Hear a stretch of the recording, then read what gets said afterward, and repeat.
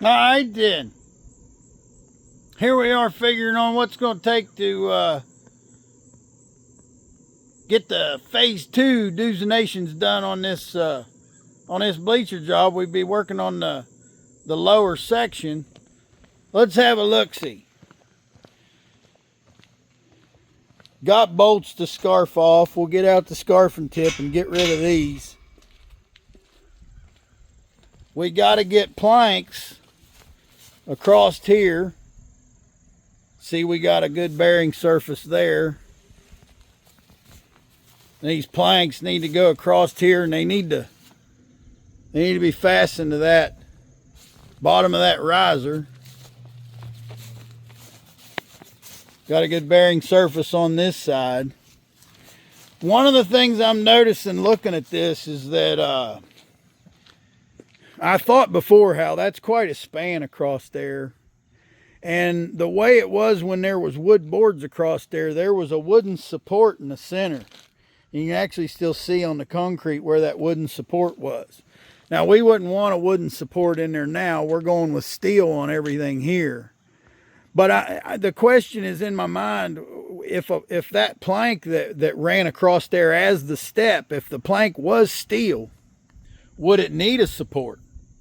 And I think best way for me to figure that out is I'm going to have to get one and set it up there and stand on it, jump up and down, and go Captain Caveman on it and see if I think it would hold without the support. Because obviously this galvanized steel is way stronger than the wood that was originally on here. And wood's not predictable like the galvanized steel would be. You know, you could have a knot in a piece of wood, and one piece of wood would hold half as much weight as the other. That's not going to be the case with this galvanized steel. Whatever if that's a 5-foot span, whatever one plank will hold, they'll all hold. And so that's going to be one of the things we need to find out. And we'll have to make a decision too on fastening here. If it's better to connect to this by screws or by welding the planks down. I can tell right now, I would say it would probably be way better to weld them. Because if, there's going to be a lot of planks. From there to there, planks going across there. And there's already holes in it that are too big, but yet, you don't know if they're going to line up or not. And another thing that I've noticed about this steel, where welding it is way better, is some of the places where I screwed it and I didn't screw it enough, and I walked on it and touched it, it rattled. And I don't think we want that if we can help it. And I notice other places where I've got a stitch weld, about every 16 inches or so, and there's no rattle. Like it took the metallic sound, the metallic noise, took it out of it. Couple observations that I'm making right off the bat. In part one, I noticed how I started out completely wrong. I started out at the bottom, and then later I realized that I would make it hard on myself if I went from the bottom to the top. I started out doing the foot plank, and I realized that if I put all the foot planks on, it would make a lot of my welding really hard. So that's something you watch for on a job. And on this, I'll tell you a couple things I see right off the bat. When you're doing these steps, if I do have to get under there and build a brace in the center, I am not going to want to have the planks on here. And we don't know if we need a brace in the center yet, but if we do, I'd love to be able to come to the back of here to get under there and do that work.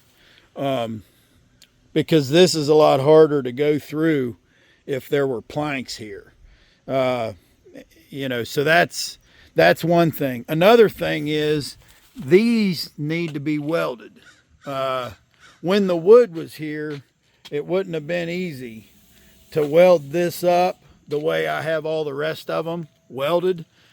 But right now, I mean, I can literally walk right up here and put the welds on that piece of cake. And as far as I'm concerned, that needs done right away. But, you know, there's no sense putting all these planks on here and having to lay on your back and roll around to get something welded when you can walk right down through there laying it to it.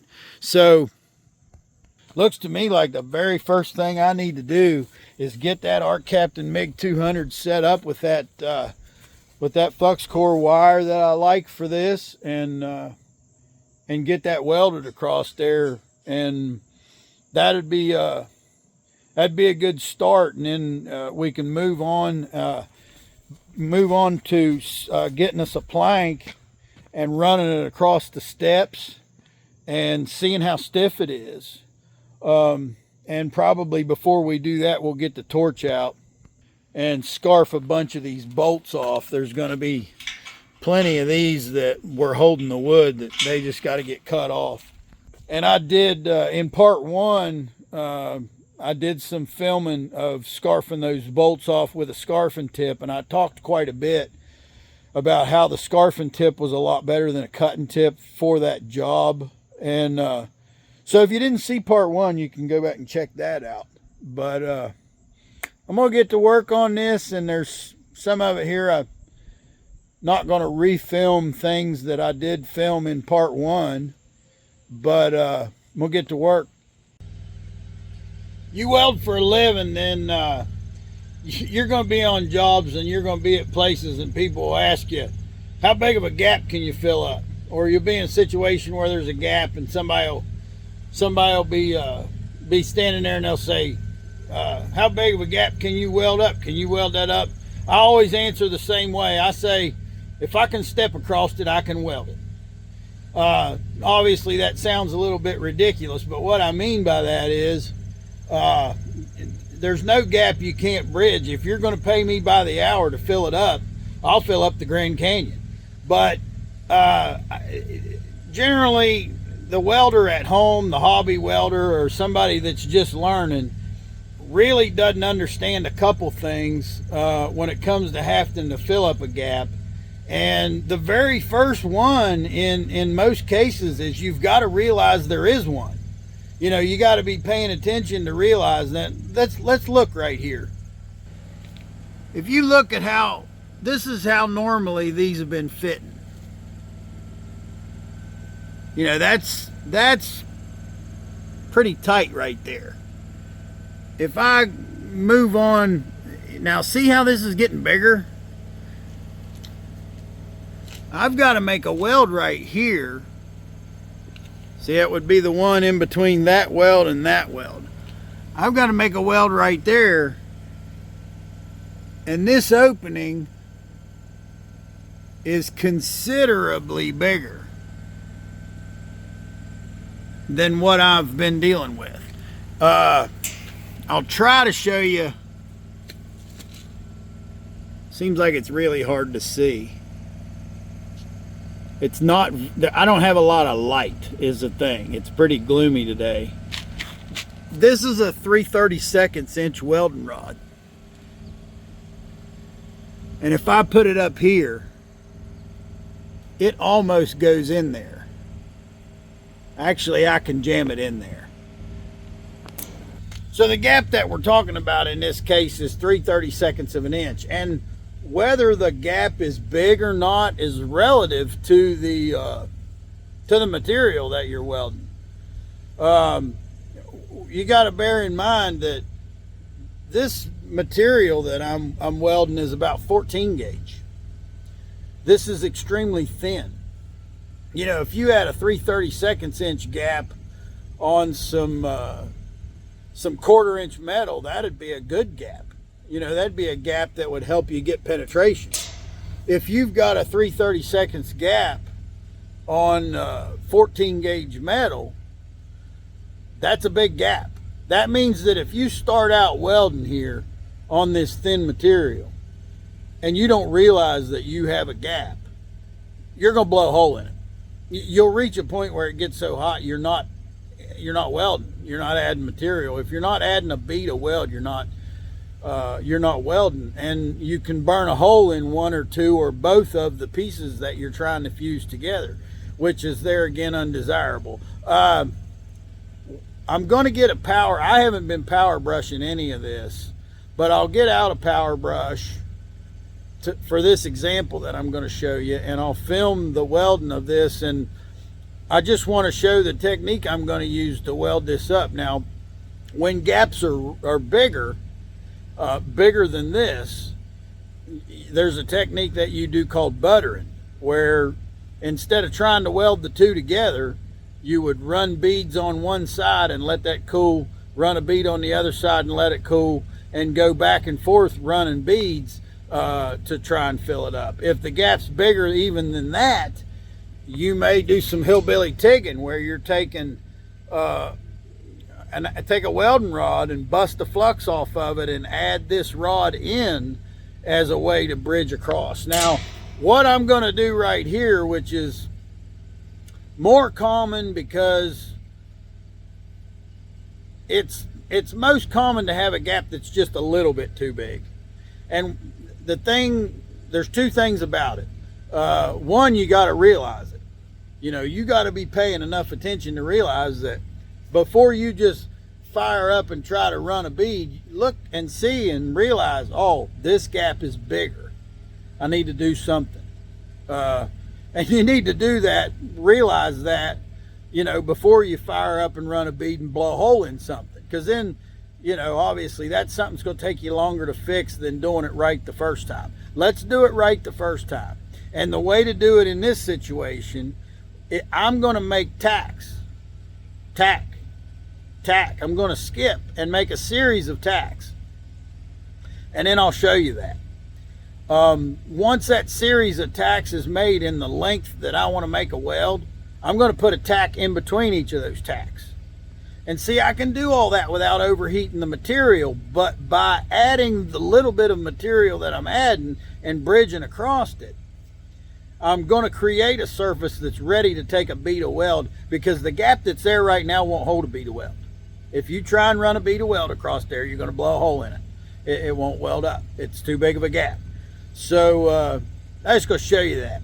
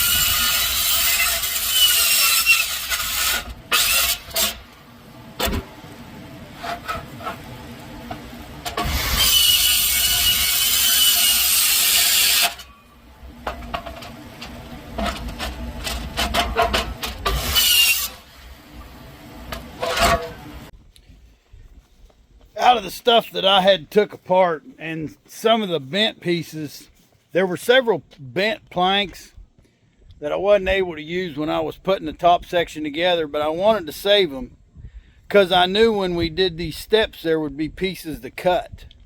And if I could cut out the bent section and use straight parts, I would. And you know, it turned out it gave me just exactly the number that I needed to do the steps. I needed 10 of them, 64 inches long, which would be, you know, just like this piece I've got laying here. I cut that 64 inches long, and each side takes 5 of them. Now, one of the questions that we were wondering was it going to need a brace in the center? You know, the engineering from the bleachers that were already assembled kind of answers that question. Because I was looking at the span. I was looking at this span that they had that material spanning before we took them off here.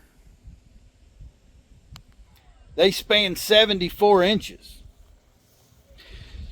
This factory made bleacher, wherever it come from, had those panels spanning 10 inches more than what we need them to span for those steps. So, yeah, no problem. You know, we got no issue there. I see no reason to brace it in the center, considering that it's stronger than what it spanned, you know, on the factory stuff when I took it apart, which I'm sure is stuff that's been engineered to hold, you know, whatever weight of people ever being on it. So I think we're good there. The next thing I noticed was, you know, starting to think about the planks that are going to go on top. This nose piece, which I like,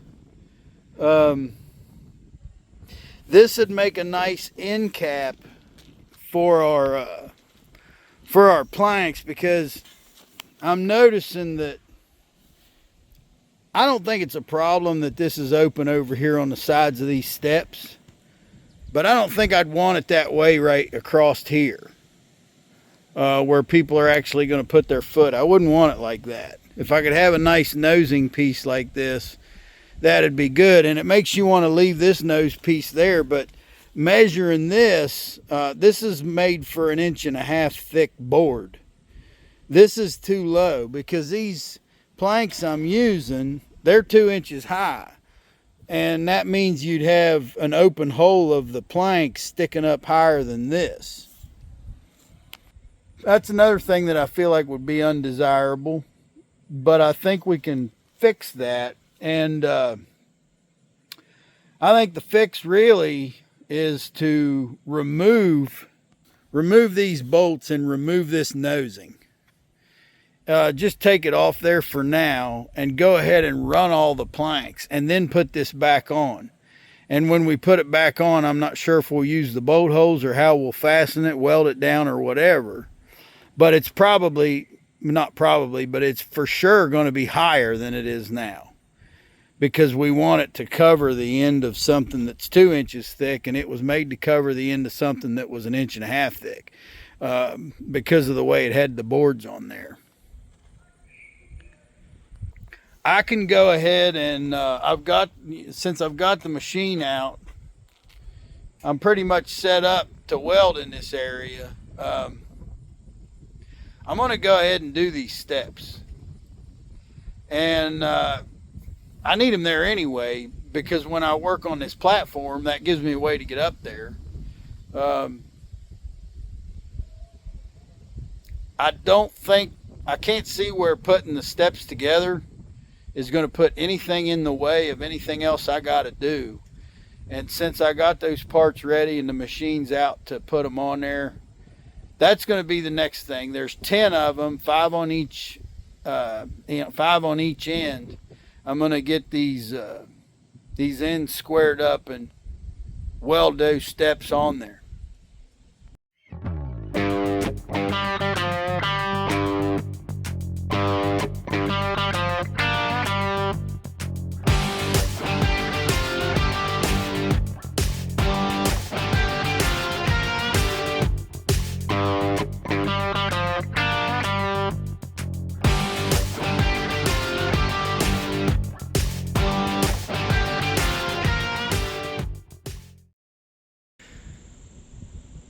That's it for the stairs. They're welded up on both sides. I like how it went. Strength is good. Got all the bolts cut out of the way that we needed cut out of the way. Got that riser welded there at the top. Really happy with how it's going with the steps. And we got a benefit that I never thought of now until I got it done. But when these stairs had wooden boards going across here, these handrails were pretty wobbly when you grabbed them. I've done a lot of handrails, and I've talked to people that count on handrails, and those of us that are in good shape, we don't even think about it. But if you're one of the people that has special needs or whatever, you know, when you grab a handrail and it's wobbly, it's very unsettling. Like I say, I mean, if you're in good shape, you might not even use the handrail, but the people that need a handrail, boy, when they grab the handrail, they want it to be firm and they want to know that they can trust that. There's a lot of people that are counting on that to keep them from falling. The handrails on these stairs, whenever they just had wood boards and that were bolted on here with carriage bolts, it did nothing for that vertical wobbliness or whatever of the handrail. And to have the steel panels across here that we've got and to have them welded, it stiffened this up so much. You just imagine, you know, that whole steel stringer frame right there could do this quite a bit before, compared, you know, to now, when you got that many panels welded on it like that. It stiffened that up, and I'm real happy with what that did. Next step there will be getting us some more panels to do this platform with, and we'll get rolling on that. Rolling out to the job in the super service truck. I had to make a decision. Talked about yesterday how we could either go back to work on that lower platform or continue disassembling stuff. I've decided to continue doing the disassembly work, and I think that's the right thing to do. I think I need to get a lot of the stuff out of the way. I have items to move and carry through that area, and there's no sense zigzagging through those bleacher structures that I've already taken parts off of, knowing that those bleacher structures have got to be disassembled and dealt with. Either way, that stuff needs taken apart. You can't even really lift it with a telehandler the way it is. Like the way it's made, even if you get a machine in there and you want to move it, it's a dangerous thing to pick up with a piece of equipment. It's when it had the bleachers, when it had the planks across the bleachers, you know, you had something to put your forks on. Now you're just going to have to jam your fork in a hole in the material skeleton somewhere, and the thing's going to whip and swing, and when you go to set it down, you know, what's it going to do? It's going to be nuts. It needs to be disassembled, like the structures that I did yesterday. If it's taken apart like that and laid on dunnage and stacked in a manner that it can be lifted with a piece of equipment, that's the most efficient and intelligent way to deal with that stuff. And I didn't find that out till yesterday. Over here, a little more out of the way, is where I stacked a bunch of these parts yesterday. There's risers there that we don't need. There's some of those parts right there that I'm not sure if we're going to be using those or not. And then there's the aluminum planks that are actually too wide for what we're doing, but would be really good for something else. And then there's the structure that I've stacked on a pallet right here. Some of the stuff that I've got over here that I, as a result of stuff I took apart earlier, I think should be over there. And I'm going to go ahead and move that stuff, and I'm going to show you kind of what I'm thinking. These are those parts that I don't know if we need these or not. We may end up using them for something, but so far with regards to the work that I think these bleachers need, I haven't used any of those yet. We're just doing planks and risers and platforms, and we'll see if there's something else that needs to be done with that. Now, these are the aluminum planks that we're not using because they're really too wide. The boards that were on these bleachers, which were, like I say, they were 2x10 treated wood boards. They were like 9.5 to 9 3/4 wide.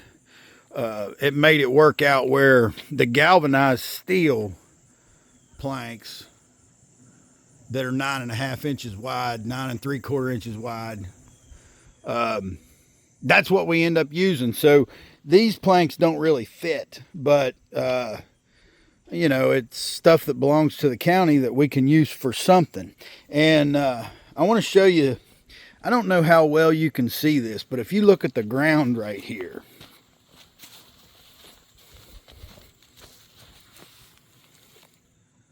what you'll see from right here to right here, that little bit, that 1 foot right there, that's evidence that there's a bunch of these planks that were stacked here that I put here that are now gone. Now, somebody may have got permission from the commission to come and get some of them. I don't know.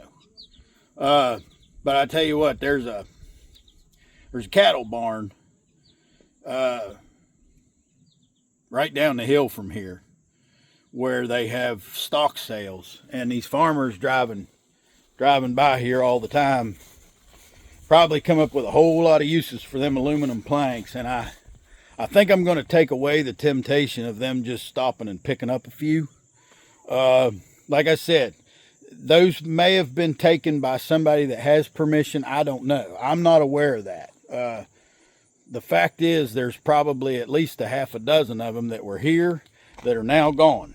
So either way, those are all going to get moved over there out of the way where they're not so obviously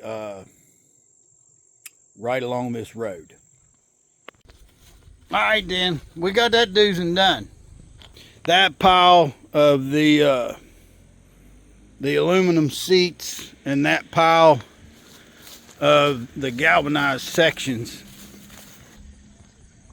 got all them moved over here, a little more out of the way. Now I'm going to be taking apart all of those galvanized structures over there. I guess I'll probably set up a camera and I'll set up a tripod, maybe time lapse that, just for the heck of it. If it's no good, I won't feature it, but that's the stuff I got moved. And like I say, I don't know if anybody was doing anything they weren't supposed to do by taking those aluminum parts, but I got them a little more out of sight, a little more out of mind now. Even though I don't have a direct plan for those parts, it's so early in the job, I don't like stuff walking off. You know, what if we decide somewhere here that that's the kind of stuff I've run into before on jobs where there's something extra and somebody says, oh, can I have a few of them? And they grab them and take them home. And then something changes on the job and you get near the end of it and you find out you did end up using more of something than you thought, or using something that you didn't think you were going to use, you ended up using it. And you need like 2 more to finish what you're doing and you don't have them. You know, I mean, it's cool if there's extra stuff from a job and somebody can use it. But wait till you're done. You know, it's too early to say that we don't need those 5 or 6 panels there that somebody's already packed off, as far as I'm concerned. So anyway, need to take these structures apart, get them out of the way. There's no sense of me continuing to zigzag through them. Now that I've made the decision that I'm going to be taking these apart, then let's do it.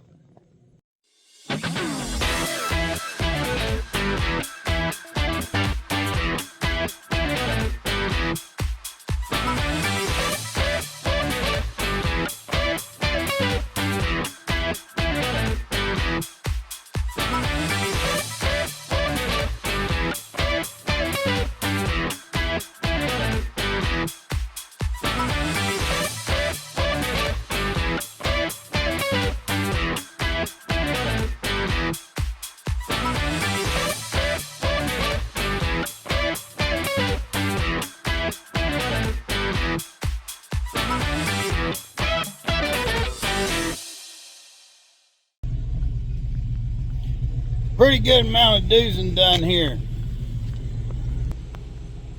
So there was, what we have, 1, 2, 3, 4 complete bleacher structures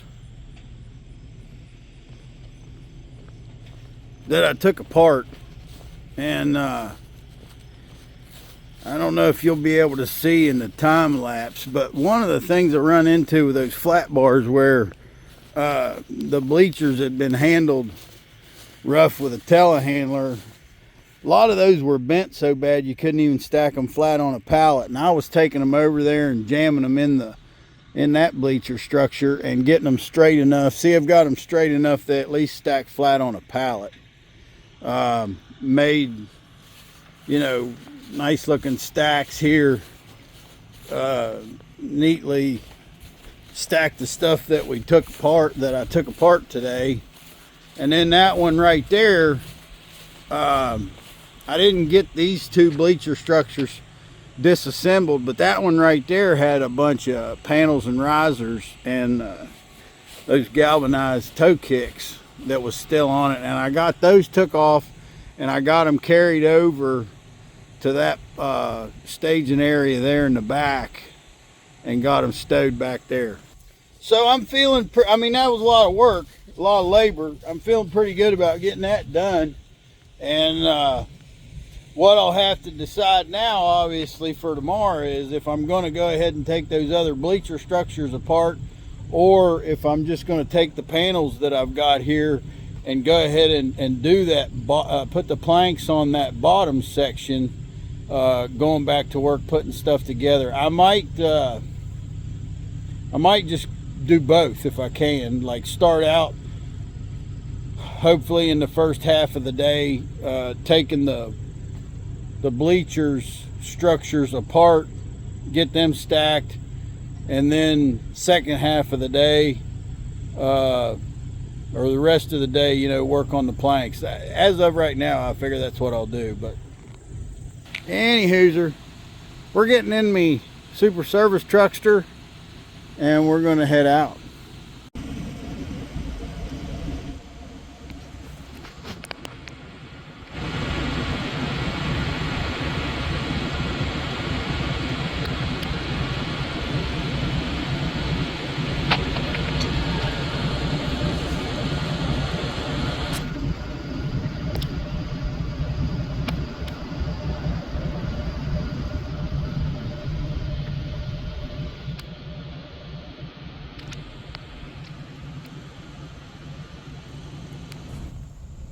I don't know where you live and work, but Central West Virginia is a good place to do it.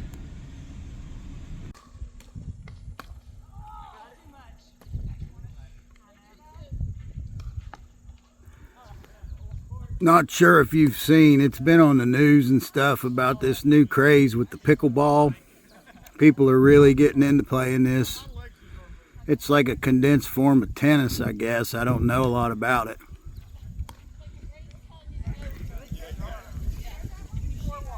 That woman with the hat on in the lime green right there.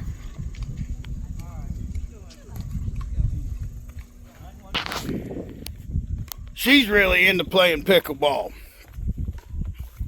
That's my mom. That woman was, she's not going to want me to tell you this, but that woman was born in 1952. She's 72 years old.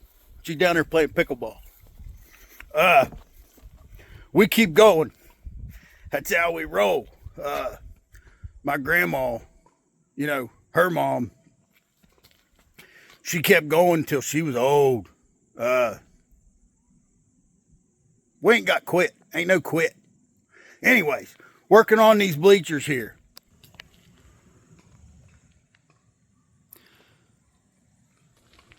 I'm going to do this platform. I'm going to get started on this platform, and the first part of the platform is going to be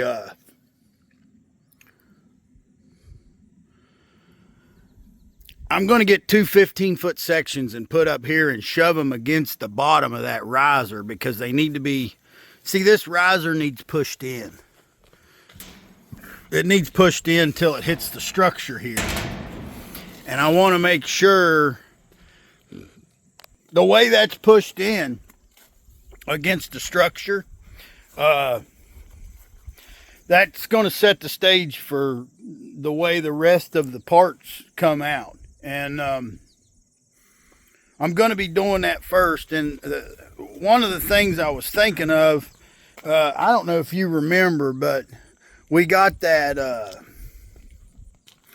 this toe plate or whatever you call it that goes over, I guess it would be it would be a nose plate. Remember, I took this off there.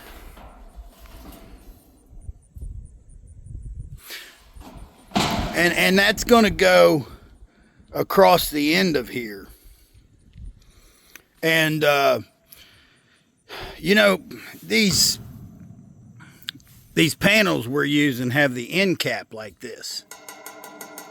And at least on this one right here, see, I think I'm not going to want no end cap on this one, because I'm going to want that channel type piece to straddle that part of the structure right there that sticks up.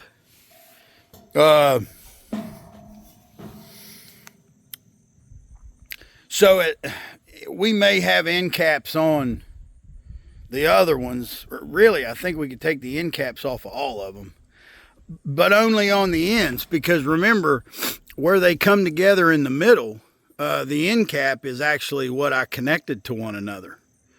It gave, you know, it provides something to bolt the thing and squeeze it together in the middle. So what I'm going to be doing, I'm probably going to take two 15-foot planks. I'm going to put one down there. I'm going to put one up here. The inside where they're pointing at each other is going to have end caps, and I'm going to take the end caps off the other side. So the right here and at the other end, completely at the end, there won't be any end cap. That's step one. So let's do it. Got a piece up there, and what I'm seeing from the length of it,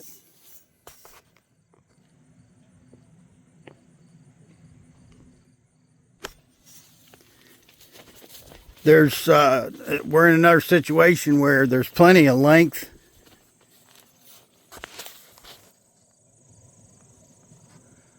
and no need for those plates. No need for these. And I realized that I might start putting those across there with them plates on there and have one laying in between, and it's going to look wonky. Just like up there on the bleacher part, we don't want these plates. I'm going to cut them off. Cut those plates off down there at that end. Got everything clamped tight, and this first one is in position. It's the one that's going to set up pretty much everything else. It's been forced back against the structure, against the riser, and squeezed in where I want it. And there's plenty of bearing. So lengthwise, we're worked out. The next thing that's got to be worked out is the width of this thing.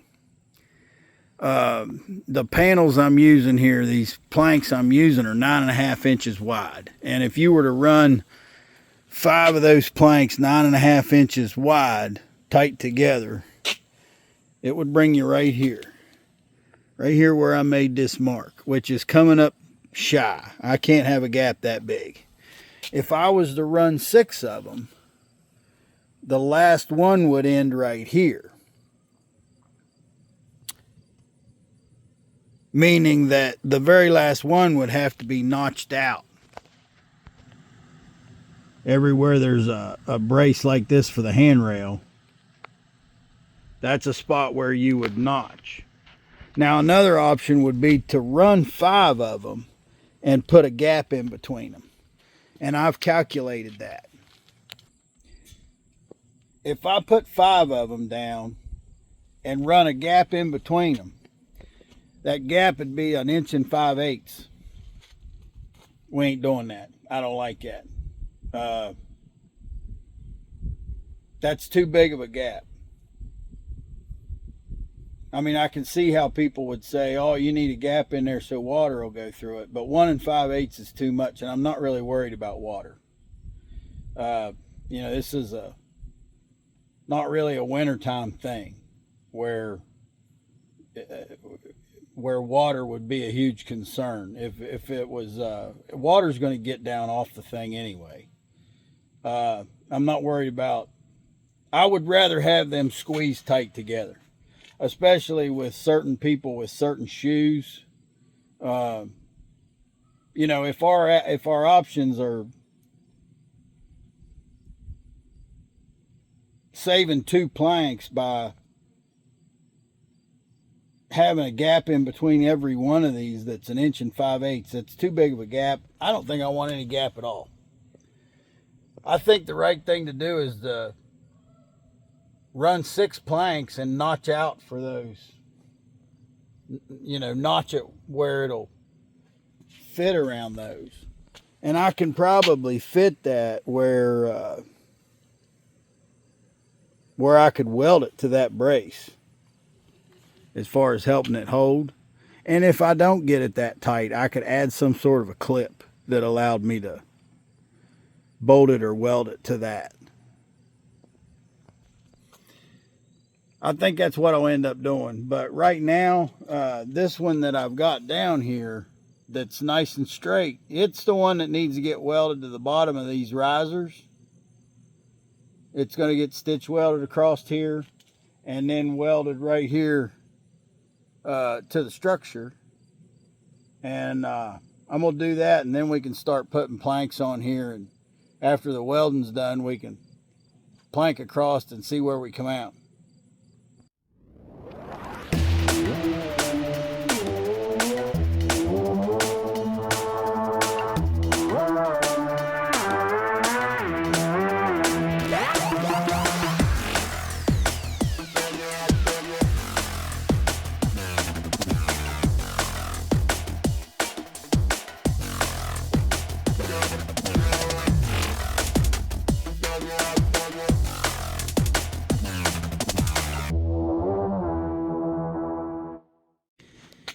I'm noticing like this panel that I picked up is a little bit bent, and had an issue where it was really high. This is a spot where I just fixed, and this is an area, it's not as bad now because I fixed it.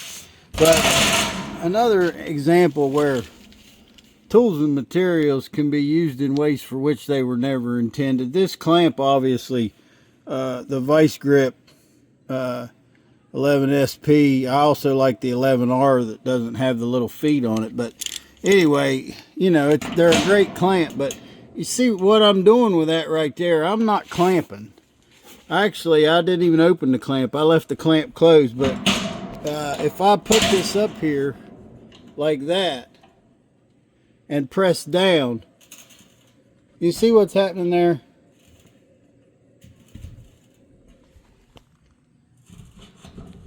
Like, I can manipulate this. I can move that up and down 1/2 inch. And what I'm doing, I pull that till it's flush. And run a self-tapping screw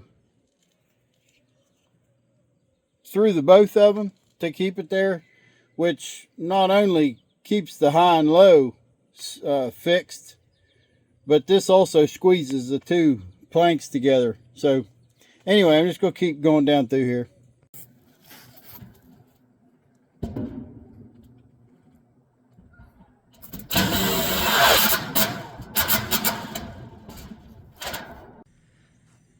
This planking, I think, is going fine. I like how it's looking. It's not fast. Some of what I'm kind of up against is, as far as what I see, you know, doing it. If you look at these panels, like, you see the places where obviously, you know, forces have been applied. You know, when these things were tore out of wherever they came out of, or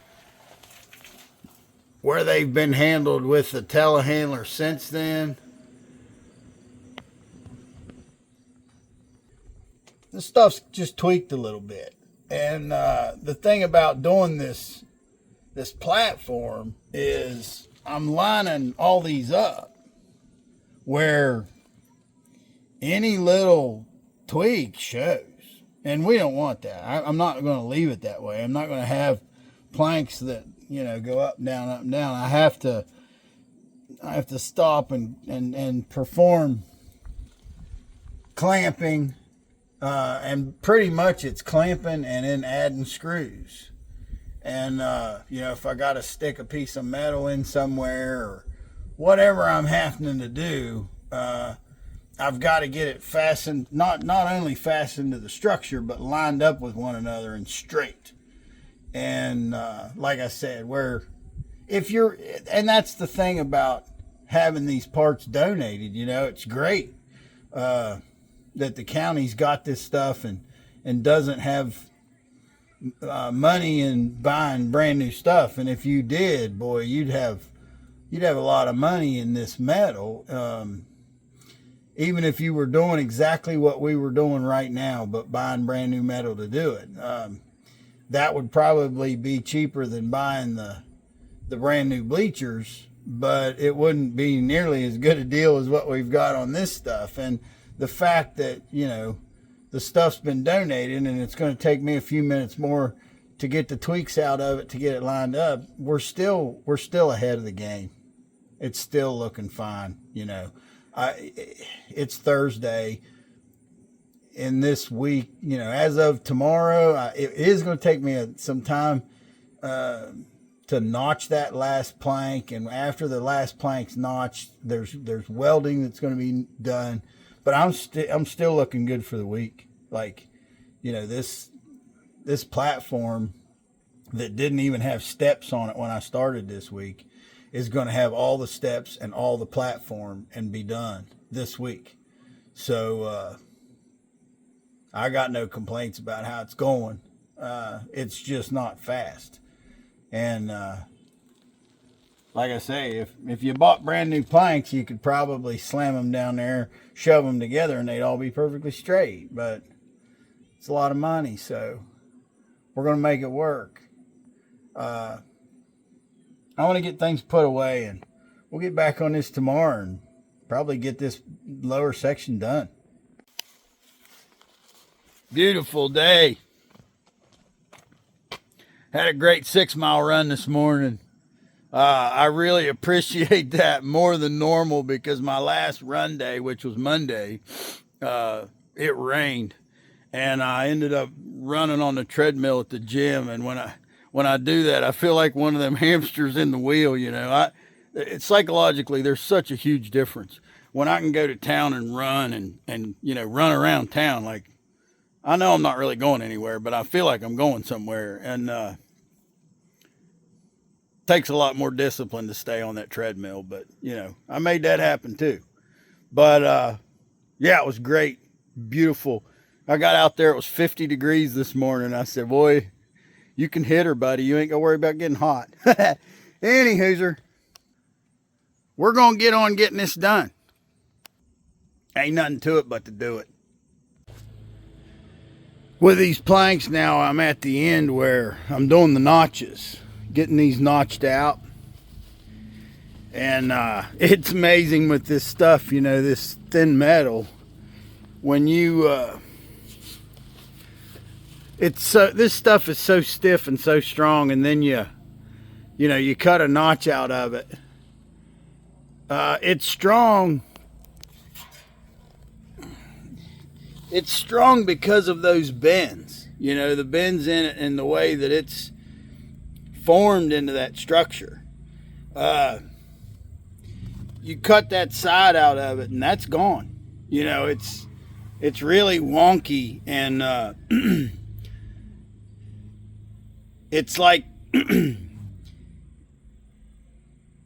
I can't get it all right, because you push it here and it hooves up over there, and it just back and forth. So on something like this, what you got to do, you got to focus on a spot and go to that and get it right and fasten it, and then move to another spot and get it right and fasten it. You're not going to get you're not going to get these last two planks put in with the 3 notches in each plank and get them all right, and then go through here and fasten them.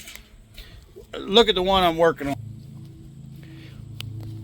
I mean, this is what it's taken just to start to get it shaped up. And really, the only part of this that I think is right is that right there. Obviously, this needs to come out and up a little bit. This needs to go down a little bit.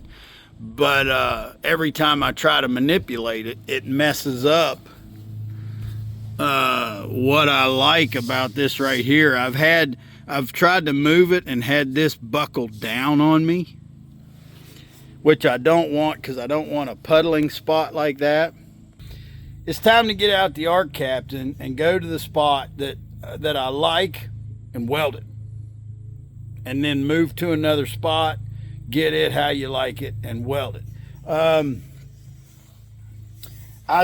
I don't know about this here either.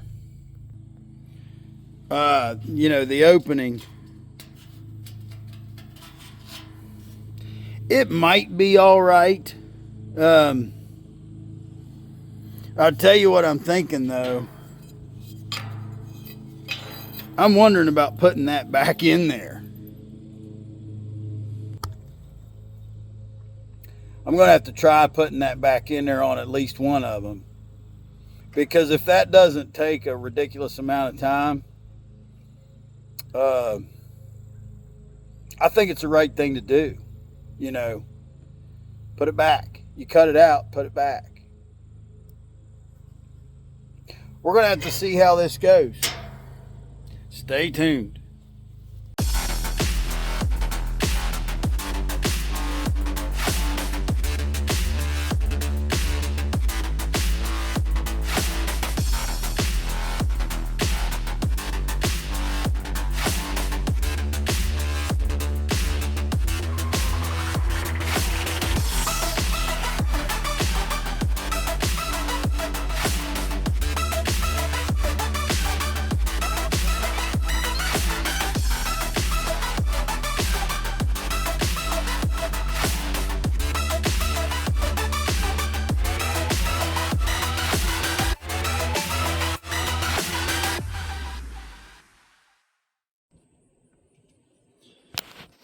Feeling really confident that we made the right call right there. And I hope you can see, or what I was wanting to show, what I was wanting to show in that video as I did that was, it's one of those times, and a lot of things are like this, where you got to pick one spot and get that right and weld it. and then get the other part right and weld it. And you might have to, I was using a clamp to grab the thing and pry it up, and then I had to get a, I had to get a pry bar underneath of it and pull it out, and I had to do this and I had to do that. Cutting the piece, I grinded it a little bit, took a couple little schnivets off here and there. I put it in place. I looked at it again. I schniv a little bit more off there until it fit in there where I could weld it. So, like I said, I recently, my neighbor was splicing some beams together for a bridge for across the creek. He did a fantastic job building a bridge across our creek behind the shop there. And he was trying to line up two I-beams to splice weld them together, and he was trying to line them up on jack stands, and he was struggling to get it, and that was one of the situations where, I went out there to help him. I said, man, try this. You gotta get the two lined up in just this one way where it's right, and then get a tack on it with a little bit of a gap, and then hinge on that tack and get another part of it straight and put a tack, and then look at it in the other direction and get that right and put a tack. There's just times where you can't get everything perfect. You've got to get something held in place and go from there. So let's take a look at what we got.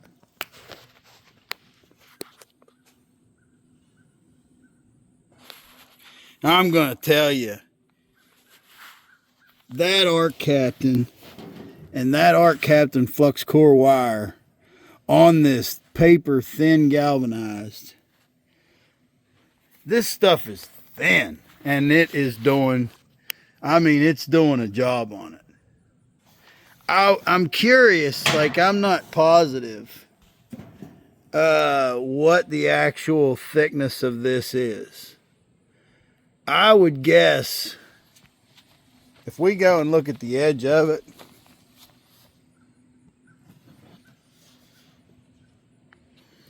I gotta say it's, 16 gauge or less. Probably 16 gauge. 16 gauge galvanized steel we're welding here. And for the vertical up Nazis, I welded all these verticals vertical down. Went downhill on it. I know some guys are really stuck on, they do their uphills vertical up only. If you want to talk about the vertical up, vertical down thing, if over penetration is going to be an issue, go downhill. If adding bulk material is what you're trying to do, go uphill. There's nothing wrong with going downhill. Now, with certain electrodes, like a 7018, it don't downhill very good, and it ain't meant to downhill. If you want a downhill, there's rods for that. That's what pipe rod's for. That's what cellulose base, your 60-10, 70-10, 80-10, those are meant to downhill. On flux core, it's both. You can uphill, you can downhill. But I say, on this thin material, if you were trying to uphill, you're just increasing your risk of burn through. When you downhill, if you were going to have a problem downhill, it would be lack of penetration. Well, if you're welding on something that's so thin that you're worried about burning through it, then lack of penetration is not your issue. All right. So it's one of them days where it's sunny enough. I know from experience that I can't leave my phone out and do a lot of filming. What it'll do is it just gets hot and shuts off. And then later I look at it and it says, oh, your phone overheated and shut down. So I'm not going to try and do much more on that, but hope you got a good look at this and got something out of it. Now with that last panel done, I'm going to walk down through here just to get some shots of it. And obviously I'm not removing the slag yet. I did on that one to show y'all what I did, but other than that,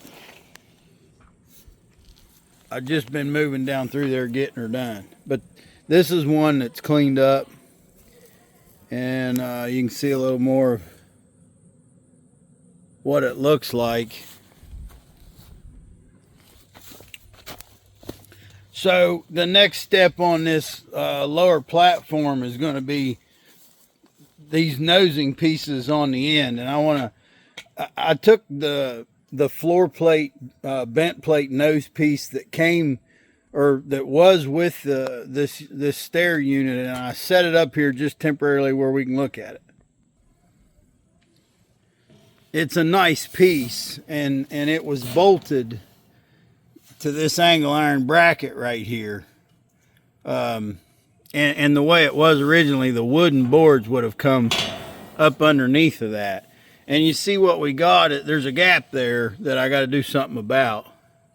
And I think this is a fairly simple fix. I think I'm just going to take a measurement of how far back I want this to go to cover that up. And I'm probably going to cut that much out of this angle. And if the elevation's not right, I'll do something to adjust the elevation. But the main idea with this, what I'll be going for on it, is to have that floor plate, bent plate nose piece there will cover up the end of these planks. Whatever I got to do to fit that up and get that to work, that's what I'm fixing to do. Looking forward to showing you how this nosing worked out, because it looks like it's bolted down just like it originally was.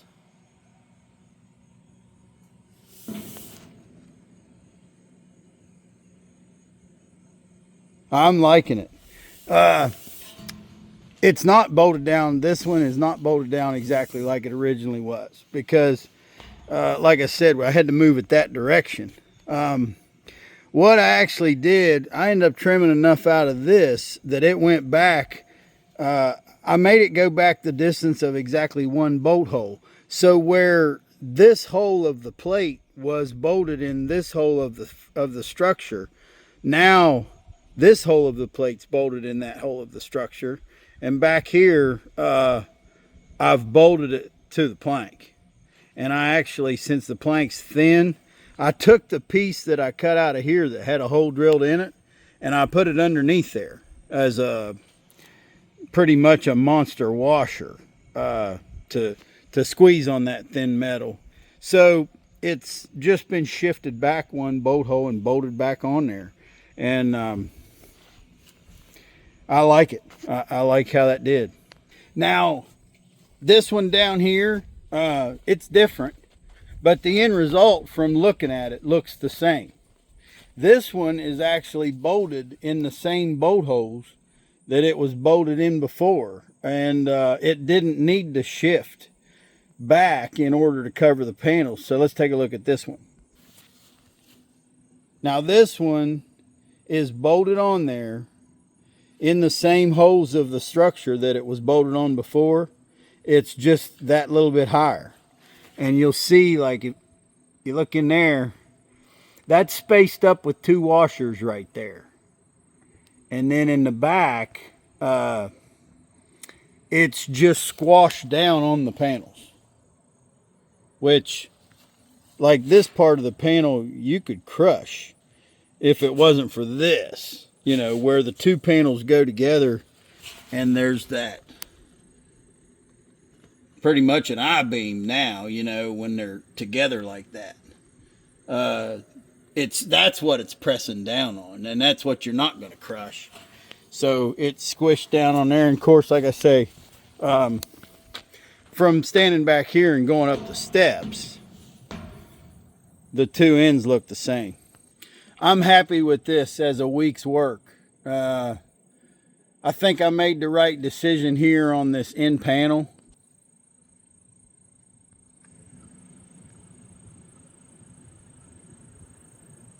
and I think it was the right call to not have any gap. I want a solid platform here. I don't want, if I would have done one less panel and had that 1 5/8 gap in between each panel. You know, if I could have done that with like a 1/4 inch gap or a 3/8 half inch maybe at the most, I probably would have thought that was okay. But if that gap has to be 1 5/8 like that, I just think that's too big a gap. I mean, even there's some people's shoes that would get stuck in that, and you know, a really small child with their foot a certain way could actually turn their ankle in a gap that big. So yeah, I like the solid here. And you know, some of the decisions that I made this week of, you know, taking these parts apart, and instead of just taking the panels off the structures, the little bit more time that it took to go ahead and take the structures apart, I think was time it needed dealt with. See, here's the thing, and I want to show this because it's part of what I was thinking when I decided to take those structures apart. And I'll show you the two structures here that are still together. You know, these, I'll be taking these apart next week as part of the work. And next week I'll be doing the other lower platform, the second lower platform and stairs. But here's the thing, something like this, if I would have just taken the planks off that I needed, and this is what we were left with, and we left this together, lifting something like this with a telehandler or trying to move it, it's dangerous, man. I've been around a lot of stuff like this. You with a skeleton like that, you know, to handle it quick, you're going to end up sticking the fork in some hole and lifting it up. When you do something like that, you got something that swings. You know, you put a fork through a hole in a skeleton type structure like that, you lift it up, one, you know, it's undoubtable that you're not in the center, it's not going to lift right, so it starts to swing, and then as it's swinging, you know, it'll choose a side, and you finally get it where, yeah, you got a hold of it, but now you got to set that down on a trailer or on a truck to haul it, and when you do, it shifts back. Look, this is the way that it needs to be picked up. And, you know, I can get some tire wire or ratchet straps or something and squish this stuff together, tie it up. I did some tie wire work when I got here one morning, where I was just taking these pieces and tie wiring them, you know, onto here, so they were dealt with. But, you know, I can take some ratchet straps or some more tie wire or something and hold this together, where you just drive up here with the telehandler, you put the forks under it, you lift that up, and, you know, I don't know what we're going to do with it. It's stuff we're not using on this job, I don't think, for anything. But you can set it on a trailer, you can set it on a truck, you can do whatever.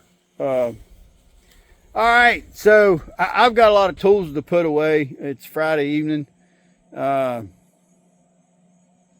weekend. I'm tickled with it.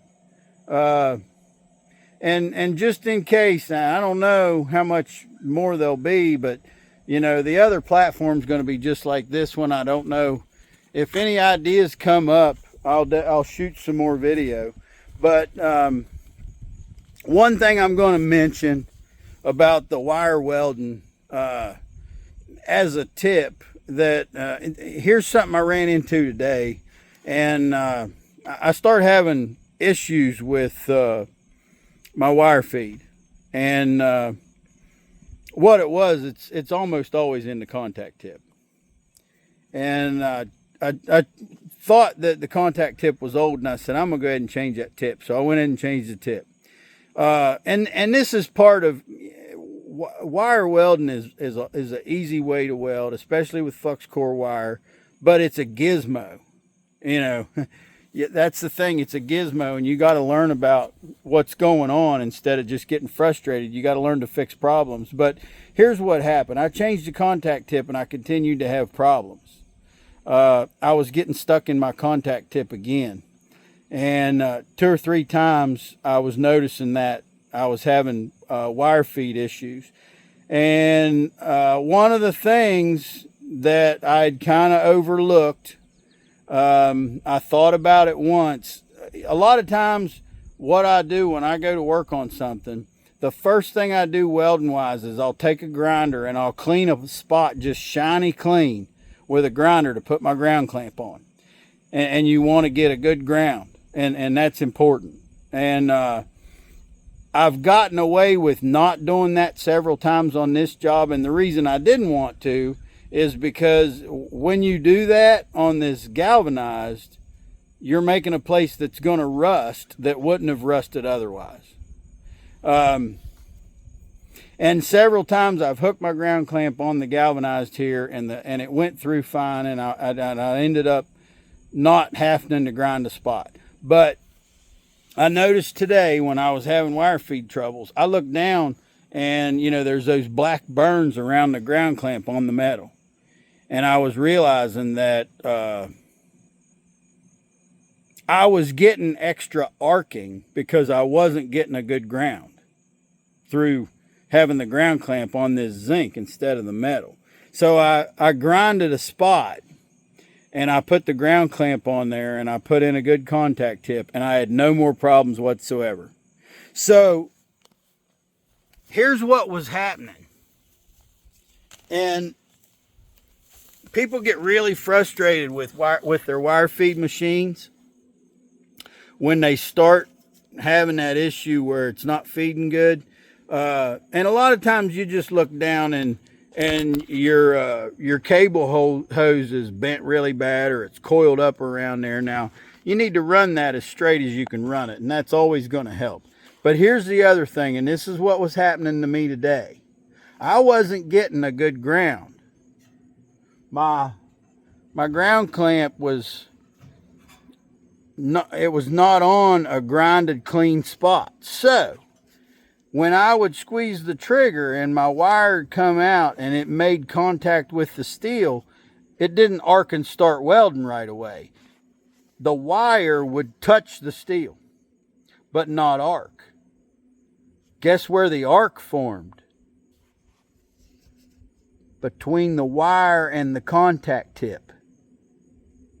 You get a little spark right there sometimes when you don't have a good ground, and that you're arcing in the wrong place, and it's welding your wire to the inside of your contact tip. And the reason I fixed that as easy as I did was because when I took and grinded this spot right here, I grinded a place clean right here with my grinder. Actually did it around this little bolt hole, because that bolt hole was going to rust anyway.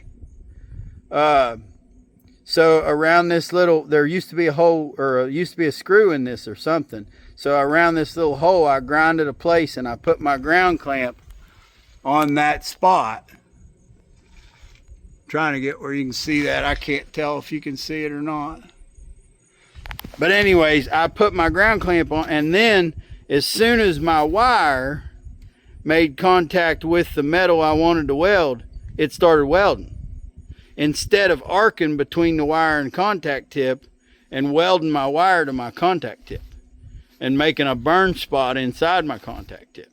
So that's something that, if you're having a lot of trouble with your wire feed, it might be a poor ground. And if you have a situation like I'm in here, where you don't want to grind because you don't want to make a place that causes corrosion, a couple things you can do, like I did here, there was already a hole that was kind of rusty. So I didn't hurt it as bad because I was grinding in a place that needed touched up anyway. And another thing is, it's only a few inches from right here where I was welding, meaning that somebody, whether it's me or not, I don't know. We haven't got to that point yet. But somebody is going to want to touch this up. They're going to want a wire brush right here and paint where I welded, or dress it with cold galvanizing compound. And if your grinded spot is close to a place like this, it's a lot more likely that that'll get fixed. You know, if it's real far away, it might get overlooked. If it's just a few inches from there, then the person that's putting cold galv on that weld right there, you know, should easily be able to look and see, well, here's another spot where it's not galvanized. I'm gonna dab that up. All right, so get a good ground. Now, like I say, I'm gonna thumbs up right now, because I don't know if I don't know how much more I'm going to be shooting on this. And you know, the platform over there that I'm doing next week, it's more of the same. It's probably going to be just like this, but if something comes up that's interesting, I'll shoot some more video. But anyways, I want to thank y'all for watching. Remember, like I always say, learn how to work with what you got. That way you always have everything you need. Hey y'all, CB here at NBS Welding. We're in the break room doing a quick merch video. For any of you that are interested in merchandise to help support the channel, we got the stickers. Small size sticker, like a hard hat size, $3. Got the bull logo, NBS Welding, got the name and phone number. The medium size, $5. And then the big bumper sticker, $10. Now, there's no shipping on the stickers. We can put these in an envelope. It's pretty simple, no problem. Next thing is the shirts. We did have some trouble with the shirt order. We just got proof that they fixed the problem they had, and they sent us the proof. So this is, they got it right where the NBS Welding logo is on the chest, then the great big NBS Welding on the back, with the American flag on the sleeve, the way we like it. $25 for an NBS Welding shirt. These will be here, supposed to be here September 5th, so we're taking orders. Got a couple orders already. Wayne and Mike, you guys, you're going to be getting your shirt. It's coming. Next thing I want to talk about the cup. My buddy tried to make these cups, and I wanted the QR code on the cup, and he couldn't figure out how to make it work. He made me cups. The QR code wouldn't scan. He said he didn't. He finally gave up. He wanted to give me my money back. I said, no, not all of it. We're going to share the responsibility. Anyway, he gave me a portion of my money back. I gave him enough money to cover what he spent, but I continued to work on it, and I got it worked out. I don't think my cups are as nice as his, but they work. And here's the thing. The QR code's got to be on the top where it's flat. If it's on the radius on the side of the cup, it's not going to scan. It's got to be on the top. I figured it out. But we got the cups. NBS Welding with the bull logo. Got less yakking, more tacking. Pretty simple cup, but like I said, I made this myself. I bought the cups and the materials. I put it together. Had to make it work. I didn't want to quit on it. Now, I want to talk about this real quick, because this something come up. A way for that you can give to the channel is through Super Thanks, through YouTube. And our guy Corey has given $100 Super Thanks repeatedly, and I keep thinking, like, man, this Corey has contributed so much. I really want to do something to thank him, and I couldn't think of what I could afford to do. And I remembered these coins. Now, I had these coins made when I was making good money working in the oil field. And what this is, this is 1 troy ounce of 0.999 fine silver. It says NBS Welding. It's got the name and phone number and the designation 0.999 fine silver. So this is an ounce of pure silver. And if you turn it over, it's got the bull logo on the back. This coin, I'm sending this to Corey. to thank him for all the super thanks that he's given. There's one thing that is, there's two things about super thanks. It's super easy for you guys to contribute to a YouTube channel through super thanks, because you can go on your device and you can hit super thanks and boom, it's quick. It's easy for you to do. The problem with super thanks is YouTube gets 30% of that money. So out of a $10 super thanks, you're giving YouTube $3. But it's kind of like that with the merch too. If a shirt's $25, we have to buy the shirt. So I have to put money in, there's money going somewhere. Anyway, this idea came up to give Corey a coin. And it's got a real nice little plastic case I'll show you. I just put it back in the case. That keeps them from getting fingerprints all over it. Here's the thing. When I got the idea that I was going to give Corey the coin, I wanted to offer it to everyone. So if you're interested in a coin, $50. Send Tina an email. nbswelding@aol.com.